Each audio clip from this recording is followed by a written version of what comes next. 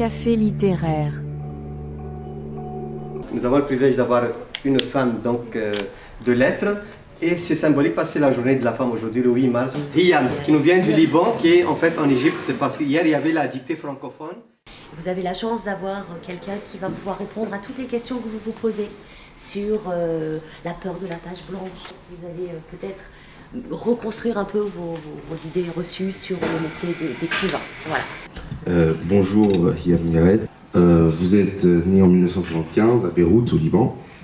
Vous êtes écrivaine et vous avez écrit donc des poèmes, des romans et même des nouvelles pour lesquelles vous avez reçu plusieurs prix. Et votre écriture est marquée par des questions surtout de liberté et de féminisme.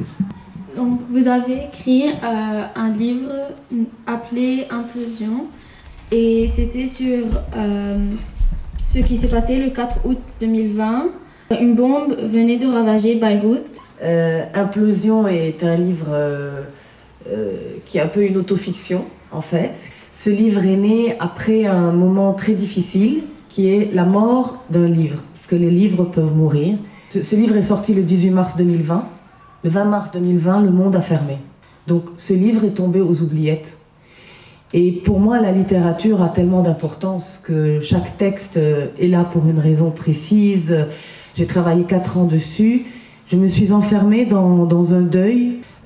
Et tout à coup, je me disais, mais si le monde économique qui porte le livre passe au suivant, la littérature est morte. Au niveau de l'environnement, du contexte général, le Liban était en train de mourir.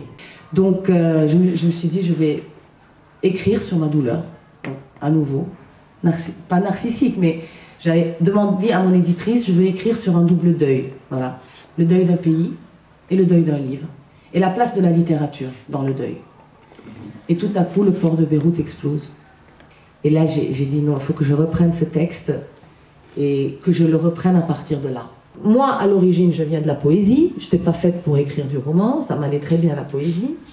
Et un jour, j'écris un poème qui est un peu plus long que d'ordinaire, 4-5 pages. Je fais lire ça à une amie qui est comédienne, qui me dit « mais ton poème là, c'est un texte pour théâtre ». J'ai écrit mon premier livre comme ça, qui est parti d'une idée un peu surréaliste, L'Armoire des Ombres. C'est une femme qui arrive dans un théâtre, qui a besoin d'argent, qui doit faire un casting et on lui dit qu'elle ne peut pas rentrer dans le rôle avec son ombre, il n'y a pas de place pour elle et son ombre dans le rôle, il faut qu'elle accroche son ombre au vestiaire. Et donc le deuxième livre, que je n'ai pas ici, qui est Sous la tonnelle, qui est un livre que j'ai écrit à partir de mon enfance, avec cette grand-mère que j'ai eue. C'est elle c'est la première femme qui a mis des livres entre mes mains. Et à partir de là, et avec tous les livres qu'elle a mis entre mes mains, elle m'a appris à me décaler, à toujours regarder, en fait, l'exclusion, les voix des minorités. Donc je me suis déplacée de mon milieu et j'ai commencé à écrire. Et ceci m'apporte à parler de mon deuxième livre, La Malédiction, évidemment, d'où est né, par exemple, comment est né ce livre. Il y a une femme au Liban qui a tué ses 3 enfants et qui s'est tuée. Moi, ce qui m'intéresse, c'est savoir qu'est-ce qui provoque ce qu'on dit, ce qu'on a nommé la folie. Il se fait que cette femme avait 3 enfants, 3 filles comme moi. Je me suis dit, bon, je vais imaginer que cette femme, c'est moi. Donc voilà, j'ai écrit La Malédiction, qui est ce livre, qui est un livre très engagé politiquement. Après, il y a eu Tout est halluciné. Je pars de l'idée d'une petite fille qui se réveille à 5 ans, d'un coma, et qui trouve un homme qui lui dit « Il est interdit de se souvenir de ce qui s'est passé avant tes 5 ans, tu es né à 5 ans et je suis ton père. » Il lui interdit 2 choses, il lui interdit de parler de sa mère et du Liban. Ça nous dit beaucoup sur la mémoire, sur nos mémoires manipulées, sur comment on vient d'où en fait. Pour revenir au sujet le plus étrange, le plus éloigné de moi, un jour je suis à Paris, je suis très pressée, je rentre dans un taxi et je tombe sur une femme.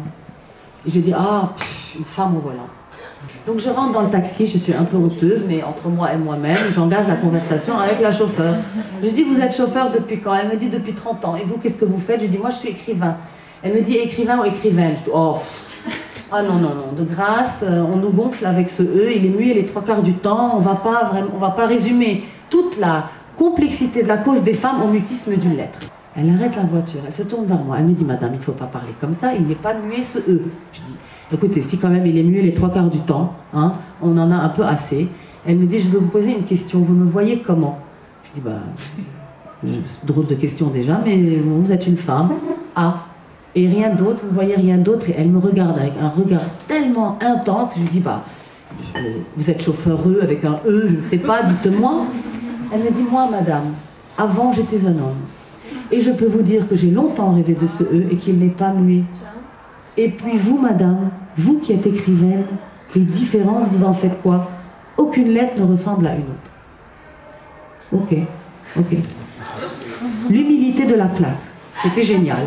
Et j'ai su à ce moment précis que j'allais écrire quelque chose. Alors, la transidentité, j'y connaissais, mais absolument rien. À partir du moment où elle m'a dit j'étais un homme, je me suis mise à chercher les traces de ce qu'elle était avant.